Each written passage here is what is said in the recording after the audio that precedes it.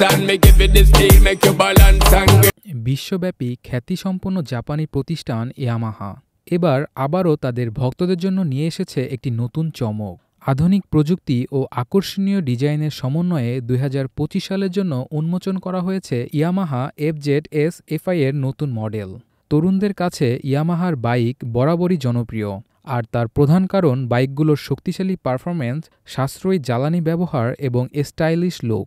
নতুন FZS FI মডেলটিতে ডিজাইনে আনা হয়েছে সূক্ষ্ম পরিবর্তন, যা বাইকটিকে আগের তুলনায় আরও আধুনিক ও আকর্ষণীয় করে তুলেছে।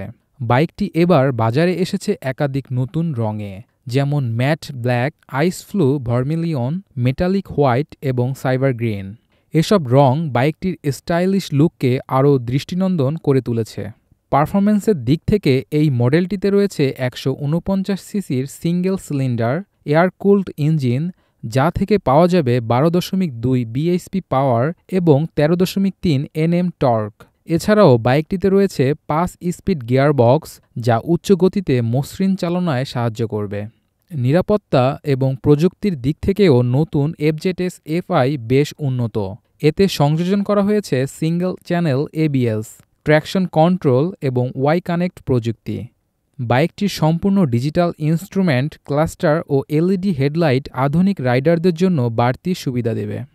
পাশাপাশি বড় ১৪০ সেকশনের রিয়ার টায়ার রাইডিং অভিজ্ঞতা আরও স্থিতিশীল ও আরামদায়ক করবে।